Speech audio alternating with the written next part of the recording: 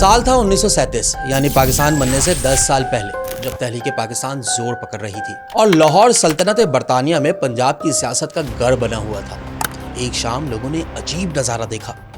Hilton road पर वाक़ एक कोठी के बाहर लोग जमा हो रहे हैं और इन लोगों ने हाथों में लोटे थाम रखे हैं।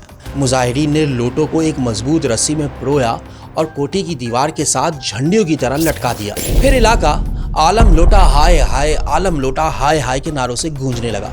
दरअसल हुजूम इस बात पर मुश्तइल था कि डॉक्टर मोहम्मद आलम ने रातों रात पार्टी बदलकर कांग्रेस ज्वाइन कर ली थी। मारूफ अदीब और दानिश्वर आगा शोरिश काश्मीरी ने अपनी किताब पसे दीवारे जिंदा में डॉक्टर आलम की पल पल रंग बदलती गिरगिटी सियासत का बार बार तस्करा किया है। वो लिखते हैं कि 1937 में कायदे आजम मोहम्मद अली जिन्ना ने डॉक्टर आलम से कहा मुस्लिम लीग ज्वाइन कर लें। जवाब आया सोच कर बताऊंगा। कायदे आजम मुस्कुराते हुए बोले, डॉक्टर साहब क्या आपको पार्टी बदलने के लिए भी सोचने की जरूरत होती है? बीबीसी ने अपने एक मजमून में डॉक्टर आलम को इस खत्ते का पहला लोटा करार दिया है। अब सवाल यह है कि जुलूस के दिमाग में लोटे का ये आइडिया कहां से आया था? इसकी कहानी भी सुन लें। बाबा सहाफत कहलाने वाले मौलाना जफर अली खान को भी डॉक्टर आलम की सियासी कलाबाजी बर्दाश्त नहीं हो रही थी। कांग्रेस में शमूलियत के ऐलान के अगले दिन मौलाना के अखबार जमींदार ने डॉक्टर लोटा के नाम से सुर्खी लिख मारी। ये वो जमाना था जब बैतुल खला में ज्यादातर मट्टी के लोटे इस्तेमाल होते थे और ये मट्टी के लोटे जरा सी ठोकर से ही किसी और तरफ लुढ़क जाते थे। जमींदार अखबार की डॉक्टर लोटा की यह भक्ति पूरे हिंदुस्तान में, खास तौर पर पंजाब में इस कदर मकबूल हुई कि लोटे सियासी वफादारियां बदलने वालों की अलामत बन गए। इसी लोटे से बनी है लोटा क्रेसी। वही लोटा क्रेसी जिसके मुजाहिरे हम हर इलेक्शन पर देखते हैं। मगर कड़वा सच ये है कि लोटा क्रेसी का ये वायरस नया नहीं। इसके लिए हमें तारीख के झरोकों में झांकना पड़ेगा। तो चलिए 1937 से सफर शुरू करते हैं। लोटा क्रेसी की कहानी के सफर में हमारे हमसफर यानी नाजरीन सिर्फ एक टच से हमारी रफ्तार में इजाफा कर सकते हैं। सब्सक्राइब और बेल आइकॉन को प्रेस कीजिए ताकि सच की रफ्तार के साथ इसका दायरा भी मजीद बढ़ सके। हमारे कुछ स्पेशल नाजरीन भी हैं जिन्हें हमसे मुसलसल राब्ते में रहने और नई डॉक्यूमेंट्रीज के लिए तजावीज़ देने की सहूलत हासिल है। ये सब हमारे पैट्रियन मेंबर्स हैं और आप भी पैट्रियन मेंबर बनकर रफ्तार का हिस्सा बन सकते हैं। 1937 के इंतखाबात में ऑल इंडिया मुस्लिम लीग को पंजाब से सिर्फ 2 निशिस्तें मिली थी। एक लाहौर से बरकत अली अपनी सीट जीते और दूसरे उम्मीदवार राजा गजनफर अली खान जिला जहलुम से कामयाब हुए। लेकिन हुआ क्या? राजा साहब ने कामयाबी के चंद घंटे बाद ही हुकूमती जमात यूनियनिस्ट पार्टी में शमूलियत का ऐलान कर दिया। सिले में उन्हें यूनियनिस्ट पार्टी का पार्लिमानी सेक्रेटरी मुकर्रर किया गया, जिसकी तनख्वाह 500 रुपए महाना थी। पंजाब के इस चौधरी ने अपनी पग की कीमत सिर्फ 500 रुपए मंथली वसूल की। आज तो 500 रुपए का एक नोट कोल्ड लिफ्ट के पैकेट में ही तमाम हो जाता है, मगर उस जमाने में 500 रुपए आज के 40-45 हजार रुपए के बराबर थे। यानी पंजाब के एक बड़े हल्के से मुंतखब बड़े जमींदार की पग की कीमत सिर्फ चंद हजार रुपए महाना से ज्यादा नहीं थी। यही राजा गजनफर अली खान 1946 में दोबारा मुस्लिम लीग में शामिल हो गए और इलेक्शन भी जीत गए। पाकिस्तान बनने के बाद खुराक, ज़राअत और सेहत के वजीर भी रहे। शायद इसी सूरत हाल को देखकर मंजर भोपाली ने कहा था, मंजिल उन्हें मिली जो शरीके सफर न थे। बानिए पाकिस्तान कायदे आजम मोहम्मद अली जिन्ना ने ऐसे ही नहीं कहा था कि इनकी जेब में खोटे सिक्के हैं। पाकिस्तान बनाने के लिए कायदे आजम ताकतवर सियासी खानदान की मदद लेने पर मजबूर थे। कांग्रेस की भी यही हालत थी, लेकिन भारत ने अलहदगी के फौरी बाद अपने यहाँ जागीरदाराना सिस्टम और नवाबी सियासत को जड़ से खत्म कर दिया। जमीन की तकसीम से मुताल्लिक बेपनाह इस्लाहात की, जिसने भारत में इलेक्टेबल्स की तसव्वुर को मजबूत होने और लोटा क्रेसी का कल्चर फरोग पाने से रोके रखा। लोटा क्रेसी के हमारे सियासी निजाम का हिस्सा बनने की वजूहात तो बहुत है, लेकिन कुछ बातें बड़ी वाज़ेह हैं। क़याम पाकिस्तान के महज 1 साल बाद कायदे आजम के वफात ने मुस्लिम लीग की सियासी हैसियत को बड़ा झटका दिया। ऐसे लोग जो कायदे आजम की मजबूत सियासी शख्सियत के असर से पार्टी डिसिप्लिन का ख्याल रख रहे थे, उन्हें तो जैसे पार्टी नज़्म ज़ब्त तोड़ने का लाइसेंस मिल गया। अपने अपने सियासी मफादात के तहत बहुत सारे रहनुमा पार्टी को दगा देने लगे। इस वक्त इस लोटा क्रेसी को परवान चढ़ाने में एस्टेब्लिशमेंट ने भी अहम किरदार अदा किया, क्योंकि हर फौजी आमिर को अपने इक़्तिदार को तूल देने के लिए एक पार्टी की जरूरत रहती है। कायदे आजम की वफात के सिर्फ 6 साल बाद रातों रात रिपब्लिकन पार्टी बन गई। रिपब्लिकन पार्टी बनाने का मकसद पाकिस्तान की बानी जमात मुस्लिम लीग के मुकाबले एक प्रेशर ग्रुप सामने लाना था। आम राय यही है कि रिपब्लिकन पार्टी को मुल्क के चौथे गवर्नर जनरल और पहले सदर इस्कंदर मिर्जा के साथ साथ इस्टेब्लिशमेंट की हिमायत भी हासिल थी। तहरीक पाकिस्तान में हिस्सा लेने वाले लाखों लोगों की मौजूदगी की वजह से मुस्लिम लीग बहरहाल उस वक्त एक सियासी ताकत थी।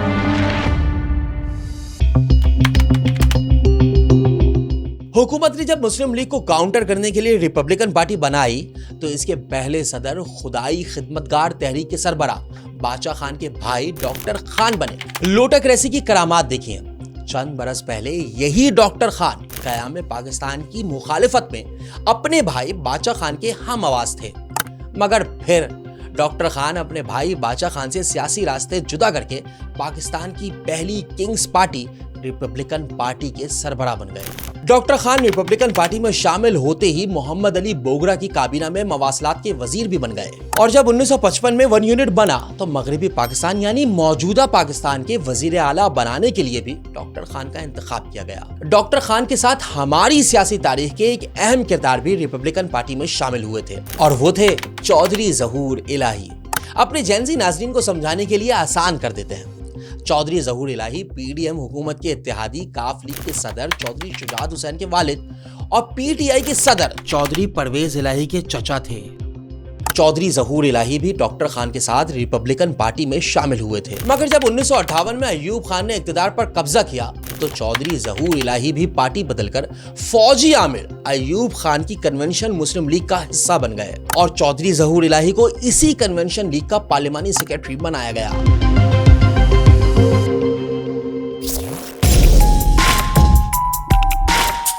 सूबा सरहद यानी मौजूदा खैबर पख्तूनख्वा के एक बाअसर और मारूफ मुस्लिम लीगी रहनुमा की सियासी दूरअंदेशी का किस्सा भी सुन लें। नाम था अब्दुल कय्यूम खान। सियासी मामलात को देखने में नजर 6/6 थी। पूरी तहरीक पाकिस्तान के जद्दोजहद को ये बहुत क्लोजली मॉनिटर करते रहे, मगर मजाल है आगे बढ़कर कुछ सख्तियां झेलने की जुर्रत की हो। लेकिन जब उन्हें यकीन हो गया कि मुस्लिम लीग मैदान मारने वाली है तो 1946 के इंतखाबात से सिर्फ 2 हफ्ते पहले मुस्लिम लीग में शामिल होने का ऐलान कर दिया और जाहिर है बदना मशहूर और बासर था, मुस्लिम लीग ने उन्हें हाथों हाथ लिया। उस वक्त तक ये इंडियन नेशनल कांग्रेस के सरगर्म कारकुन थे। तारीख की सितम ज़रीफी देखिए कि उन्हीं अब्दुल कय्यूम खान को आगे चलकर मुस्लिम लीग के मर्दे आहन का खिताब भी मिल जाता है। पंजाब की चौधराहट और जमींदारों की अक्सरियत ने तहरीक पाकिस्तान के दौरान वेट एंड सी की पॉलिसी इख्तियार की रखी। ज्यादातर तो पंजाब का जमींदार तबका आखिर तक अंग्रेज सरकार की खुशनुदी और चापलूसी में लगा रहा। अयूब खान दौर के मारूफ ब्यूरोक्रेट अल्ताफ गौहर ने अपनी किताब लिखते रहे जुनू की हिकायत में साबिक गवर्नर मगरबी पाकिस्तान नवाब ऑफ कालाबाग अमीर मोहम्मद खान के अल्फाज नकल किए हैं। अमीर मोहम्मद खान फरमाते हैं, हम लोग चंदा तो मुस्लिम लीग को देते थे मगर असल सियासत अपने कमिश्नर की करते थे। 1946 के आखिर में गोरा साहब ने हमें लाहौर बुलाया और ये खबर सुनाई कि अंग्रेज ने हिंदुस्तान छोड़ने का फैसला कर लिया है। उसके बाद हम लोग मुस्लिम लीग में शामिल हो गए। आपको बता दें कि यही वो नवाब ऑफ कालाबाग हैं जिन्हें अपने नवाब होने पर इतना फख्र था कि वो कायदे आजम और अल्लामा इकबाल तक को हकीर समझते थे। एक बार नवाब ऑफ कालाबाग ने जलसे में यहाँ तक कह दिया कि पाकिस्तान को 2 वकीलों ने बनाया था, एक खोजा और दूसरा कश्मीरी, और इन दोनों के पास 2 एकड़ जमीन तक नहीं थी। उन्हें क्या पता कि हुकूमत कैसे की जाती है। ताकतवर तबके की यही सोच थी जिसने पाकिस्तान में लोटक रेसी को ना सिर्फ आगे बढ़ाया बल्कि मुनाफिकत और पैसे की इस सियासत ने आम और पढ़े लिखे तबके की हुकूमत में शराकतदारी के आगे दीवार खड़ी कर दी। इसका सबसे ज्यादा तबाहकुन नतीजा यह निकला कि पाकिस्तान में जमहूरियत आवाम के बजाय चंद खानदानों की लॉन्डी बन चुकी है। यही बिकाऊ माल बार बार इक्तिदार के ऐवानों में पहुंच जाता है और यही लोग जमीर फरोशी, मतलब परस्ती और अपनी सियासी चालाकियों को कौमी मफादात और अमली सियासत यानी प्रैग्मेटिक पॉलिटिक्स का नाम देते हैं। डेरा गाजी खान के लगारी खानदान को कौन नहीं जानता। मारूफ कश्मीरी रहनुमा और कायदे आजम मोहम्मद अली जिन्ना के प्राइवेट सेक्रेटरी रहने वाले KH खुर्शीद अपनी किताब जिन्ना की यादों में लिखते हैं, नवाब सर जमाल खान लगारी 1946 में ऑल इंडिया मुस्लिम लीग के प्लेटफॉर्म से इलेक्शन जीते, लेकिन फिर सर खिजर हयात टवाना की काबीना में शामिल हो गए। कायदे आजम इस पर सख्त बरहम हुए। मारूफ कानूनदान शरीफुद्दीन पीरजादा की किताब फाउंडेशन ऑफ पाकिस्तान के मुताबिक कायदे आजम के अल्फाज थे, ये हरकत ना सिर्फ मुस्लिम लीग के मैंडेट की खुली खिलाफ वर्जी बल्कि मुसलमानों के इज्तिमाई मकसद से गद्दारी है। सर जमाल लगारी साबिक सदर फारूक लगारी के वालिद और वफाकी वजीर बिजली उवैस लगारी के दादा थे। यानी हमारी सियासत में लोटाक्रेसी के जरासीम पाकिस्तान बनने से पहले के हैं, मगर उसे फरोख्त उस दिन मिलना शुरू हुआ था जब वजीर आजम लियाकत अली खान को पिंडी में जलसा आम के दौरान गोली मारकर कत्ल कर दिया गया। इसके बाद किसी भी वजीर आजम के लिए टिक कर हुकूमत करना नामुमकिन सा बना दिया गया। उस वक्त के भारतीय वजीर आजम जवाहरलाल नेहरू ने यहाँ तक कह दिया था कि मेरी धोती नहीं बदलती, पाकिस्तान में वजीर आजम बदल जाता है।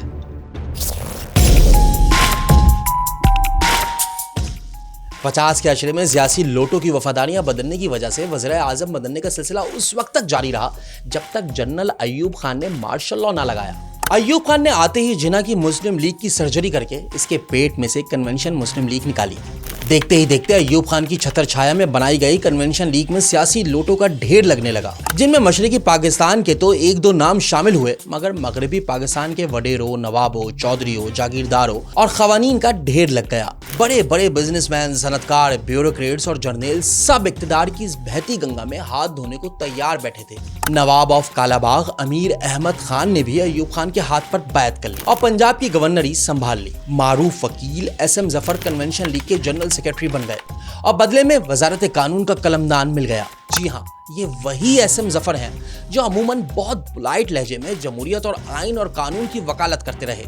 मेरी कन्विक्शन जमहूरियत की जानिब थी कि मैं अब अय्यूब साहब के दौर में आया हूँ, उनको आहिस्ता आहिस्ता जमहूरियत की तरफ लेकर जाऊंगा। ऐसा लगता था जैसे इनसे बड़ा जमहूरियत का कोई अलमबरदार नहीं। पीटीआई के सेनेटर अली जफर इन्हीं एसएम जफर के साहबजादे हैं।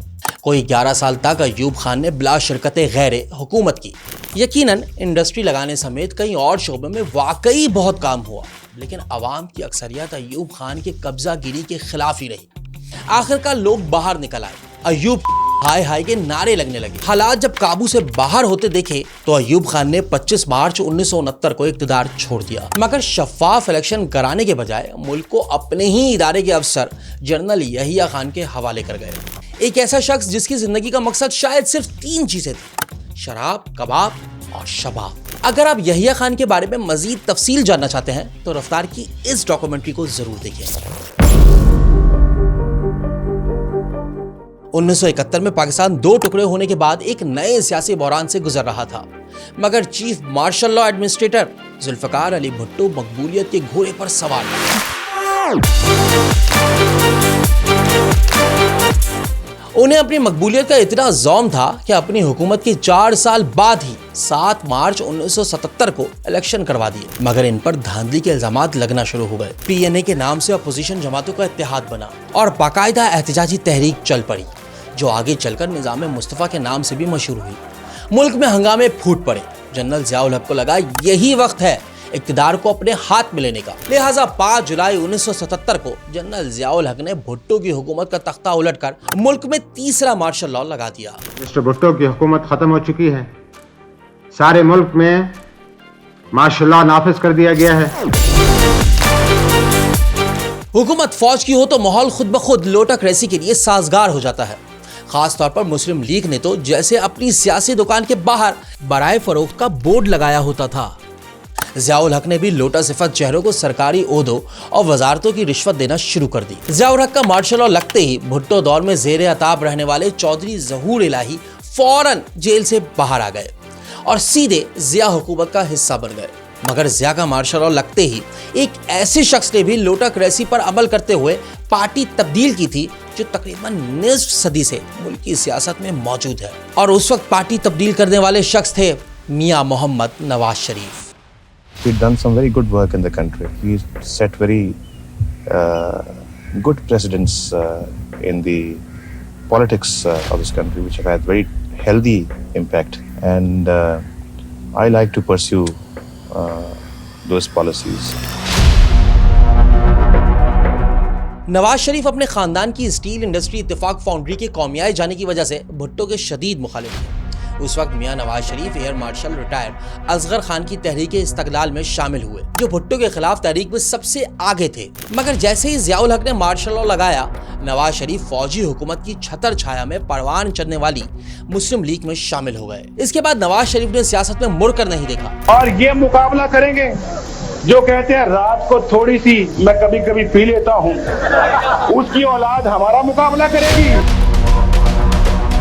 जनरल जिया के ज़ेरे साया परवान चढ़ने वाली मुस्लिम लीग की वर्किंग कमेटी में नवाज शरीफ के साथ मौजूदा चेयरमैन सेनेट यूसुफ रजा गिलानी भी मौजूद थे। यूसुफ रजा गिलानी जनरल जिया के दौर में हाउसिंग और रेलवे के वजीर भी रहे, मगर जिया दौर के वजीर आजम मोहम्मद खान जुनेजो की हुकूमत की बरतरफी से कुछ दिन कबल हुक्मरान मुस्लिम लीग से अलहदा होकर पीपल्स पार्टी की तरफ चले गए और जिया काबीना के इस रुकन को पीपल्स पार्टी ने पहले कौमी असेंबली का स्पीकर, फिर वजीर आजम और इसके बाद चेयरमैन सेनेट भी बनवा दिया है। मारूफ सहाफ़ी और मुहक्किक डॉक्टर अकील अब्बास जाफरी की रिपोर्ट के मुताबिक जियाउल हक के दौर में 1985 में होने वाले गैर जमाती इंतखाबात जीतने वाले अफराद में 21 ऐसे सियासतदान थे जो 1977 में पाकिस्तान पीपल्स पार्टी की जानिब से MNA मुंतखब हुए थे।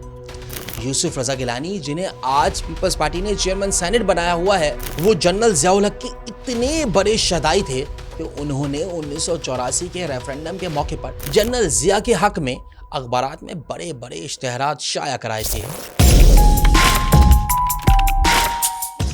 17 अगस्त 1988 को जनरल जियाउल हक भावलपुर के करीब तैयारा हादसे में चल बसे। इसके बाद पीपल्स पार्टी और मुस्लिम लीग नून की हुकूमतें आती और जाती गईं, लेकिन बज़ाहिर जमहूरी और मुंतखब हुकूमतों का सियासी वफादारियां बदलने का यह सिलसिला जारी रहा, बल्कि लोटाक्रेसी वबा की तरह फैल गई। ज़मीर की मंडियां लगना मजीद आम हो गई। इस दौर में सियासी खरीदो फरोख्त के लिए छांगा मांगा सियासत, ब्रीफ केस और चमक वगैरह की बातें आम हो गई थी। छांगा मांगा की सियासत क्या थी, ये भी सुनते जाए। 1989 में उस वक्त के वजीर आला पंजाब और मुस्लिम लीग के मरकजी रहनुमा नवाज शरीफ ने तहरीक अदम एतमाद के जरिए बेनजीर भुट्टो की हुकूमत हटाने की कोशिश की। इस मकसद के लिए उन्होंने लाहौर के करीब छांगा मांगा नामी जंगल के रेस्ट हाउस में अरकान असेंबली को जमा किया। कहा जाता है कि बेनजीर भुट्टो की हुकूमत हटाने के लिए यहाँ अरकान असेंबली की बोलियां लगी, और वो भी करोड़ों में। बेनजीर भुट्टो भी हालात से बेखबर नहीं थी। उन्होंने अपने अरकान को पाक फिजाइया के C-130 जहाज में बैठाकर सवात भेज दिया, जहां उन्हें सेरीना होटल में रखा गया था, ताकि उनके बावफा साथी छांगा मांगा में लगी सियासी मंडी तक ना पहुंच सके। मुबैना तौर पर यहाँ लाए गए लोगों की जेबें भी भरी गईं। वैसे आपको बता दूं कि 12 वोट की अक्सरियत से बेनजीर भुट्टो अपनी हुकूमत बचाने में कामयाब रही थी, या फिर यूं कहिए सवात के सरीना होटल ने लाहौर के छांगा मांगा रेस्ट हाउस को शिकस्त दे दी थी। 1990 में सदर गुलाम इसाक खान ने असेंबली तोड़ने का सदारती इख्तियार 58(2)B इस्तेमाल करते हुए बेनजीर हुकूमत को बरतरफ कर दिया, और अपनी तकरीर में गुलाम इसाक खान ने सियासी सौदेबाजी का खास तौर पर जिक्र भी किया। उनके अल्फाज थे, सियासी वफादारियां खुली मंडी में मवेशियों की तरह बेची और खरीदी गई। कोई वजारत के तराजू में तुलकर बिका, किसी ने जमीर का सौदा जमीन के बदले किया, किसी ने कर्जों के लालच में सियासी वफादारियां गिरवी रख दी। सियासतदानों की खरीदो फरोख्त को देखकर इस वक्त ये जुमला पूरे पाकिस्तान में मशहूर हो गया था कि 200-250 करोड़ में पाकिस्तान की पूरी कौमी असेंबली खरीदी जा सकती है। आज का सोशल मीडिया होता तो यकीनन लोग इस मौजू पर दिलचस्प मीम्स बनाते। भाई पैसा हो तो क्या कुछ नहीं हो सकता। आप समझ रहे होंगे कि इस जगहसाई और रुसवाई के बाद हमारी कौमी नुमाइंदों ने छांगा मांगा सियासत से तौबा कर ली होगी। उफ, आप कितने भोले हैं। यकीन कीजिए, सिर्फ 3 साल बाद, जी हाँ सिर्फ 3 साल बाद, यानी 1993 में छांगा मांगा की शर्मनाक रिवायत को एक बार फिर पूरी शद्दोमत के साथ दोहराया गया। इस बार नवाज शरीफ हुकूमत बचाने के लिए और पीपल्स पार्टी उन्हें गिराने के लिए मैदान में थी, और सियासी घोड़े दोनों जमातों से अपने दाम खड़े कर रहे थे। खुश हो, घोड़े को ले आओ, उसको दूध पिलाओ, घोड़े को ले आओ।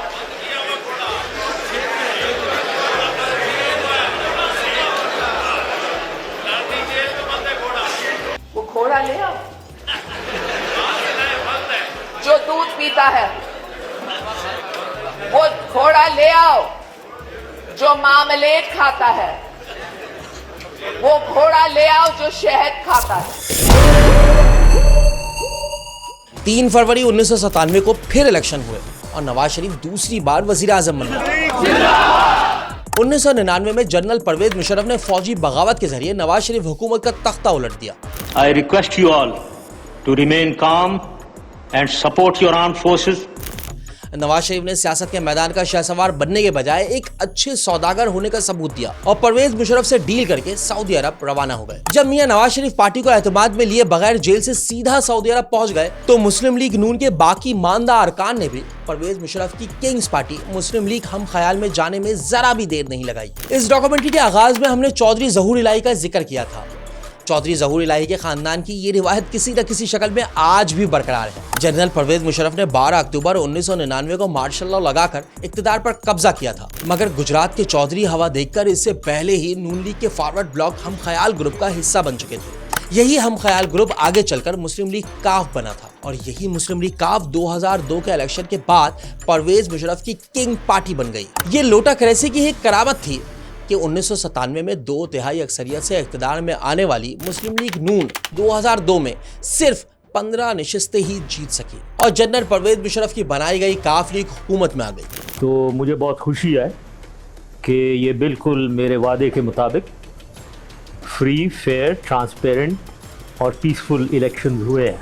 जनरल परवेज मुशर्रफ अपनी किताब in the line of fire में सीधे अल्फाज में लिखते हैं, यस मैंने काफ लीग बनाई थी लेकिन जबरदस्ती नहीं, मुस्लिम लीग नून से लोग खुद चल चल कर आ रहे थे।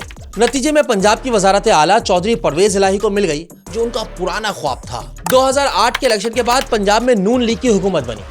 इब्तिदा में पीपल्स पार्टी नून लीग की इत्तेहादी जमात बनकर सूबाई काबीना में शामिल हुई, मगर जब नून लीग ने पीपल्स पार्टी से रास्ते जुदा किए तो नून लीग को अक्सरियत बरकरार रखने के लिए नंबर्स कम पड़ गए। उस वक्त छांगा मांगा का तजुर्बा रखने वाले नवाज शरीफ ने मुस्लिम लीग काफ में नकब लगाई और सरदार अता मानेका की सरबराही में काफ लीग में एक फॉरवर्ड ब्लॉक बनवाया और 2013 तक उन्हीं लोटों के सहारे हुकूमत की मुद्दत पूरी की। उनसे पूछना क्या तुम वोट हमारा इसलिए मांग रहे हो कि तुम उस डिक्टेटर के हाथ मजबूत करो।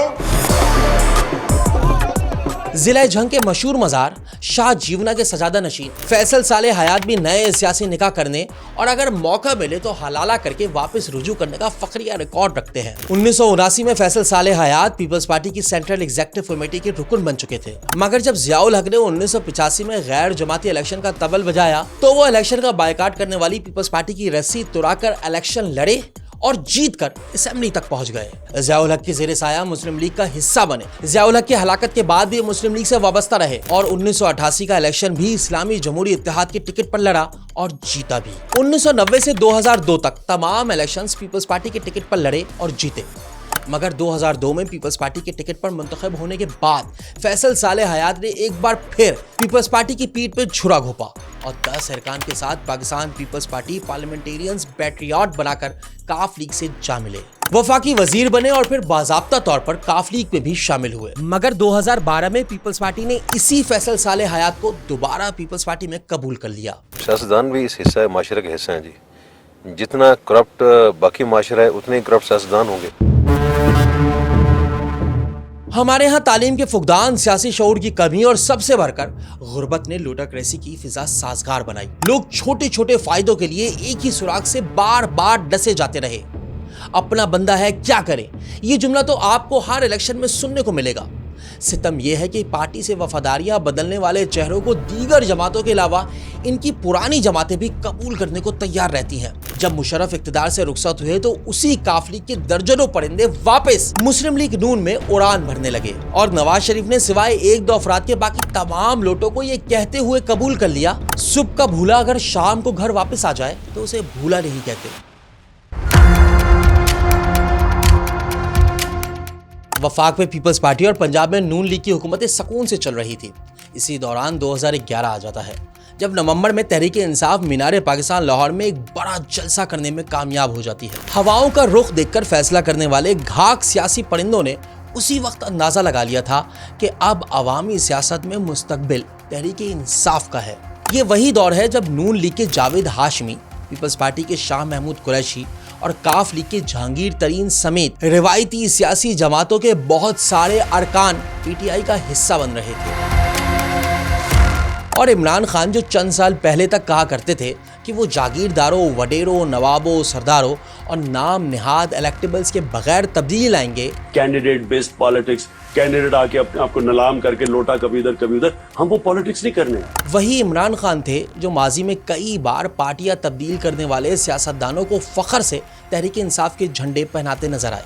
उस वक्त इस लोटाक्रेसी के लिए कहा जाता था कि फला पार्टी की इतनी विकटें गिर गई। इमरान खान, जिसे पंजाब का सबसे बड़ा डाकू कहते थे, वही परवेज इलाही पीटीआई के सदर बने। परवेज इलाही जो इस पंजाब का सबसे बड़ा डाकू है। शेख रशीद, जिन्हें इमरान खान अपना चपरासी रखना भी पसंद नहीं करते थे, वो वजीर रेलवे और फिर वजीर दाखिला के ओहदे पर पहुंचे। हमारा एक शेख रशीद है, फरजंद रावलपिंडी, वो पहले जहादी बन गया था, अब वो बन गया रोशन ख्याल। अब वो सूट पहनता है, सिगार लगा लेता है कि अमेरिका को फिर जहादियों की जरूरत पड़ गई चीन के खिलाफ, ये फिर जहादी बन जाएगा, दाढ़ी रख लेगा। 2013 के इलेक्शन में तो पीटीआई खैबर पख्तूनख्वा के अलावा कहीं हुकूमत नहीं बना सकी, मगर इसके बावजूद इमरान खान का राइज जारी रहा। 2018 के इलेक्शन से पहले लोटाक्रेसी की बदौलत सियासी इंजीनियरिंग भी उरूज पर पहुंच गई। ये वो जमाना है जब महकमा ज़राअत और खिलाई मखलूक की इस्तिलाहें राइज हुई। खुदाई मखलूक से लड़ेगी ना। पनामा केस में अदालतों के सामने मनी ट्रेल पेश ना करने की वजह से नून लीग की पंजाब में मकबूलियत जाती रही, मगर नवाज शरीफ को इक्तदार से निकाले जाने के बाद वोट को इज्जत दो के नारे ने पंजाब के शहरी इलाकों में नून लीग की सियासत को किसी हद तक संभाला हुआ।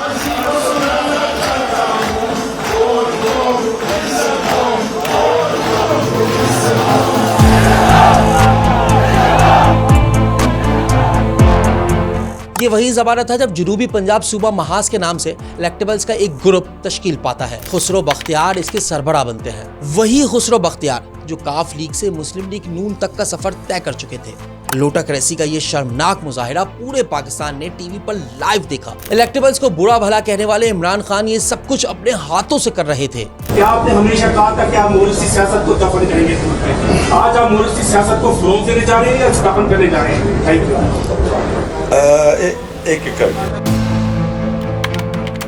सिर्फ यही नहीं, 2018 में बलूचिस्तान में बीएपी यानी बाप के नाम से भी एक पार्टी बनाई जा रही थी। ज्यादातर वही चेहरे थे जो पीपी और मुस्लिम लीग नून की हुकूमतों का हिस्सा रहे थे। अब्दुल कुद्दूस बिजिंजो, नवाबजादा खालिद हुसैन मक्सी, सादिक सिंजरानी और जाम कमाल समेत कुछ और मेहरबान भी बाप का किरदार निभाने पर तैयार थे। फाफिन पाकिस्तान की इंतखाबी सियासत पर गहरी नजर रखने वाला मुस्तनद इदारा समझा जाता है।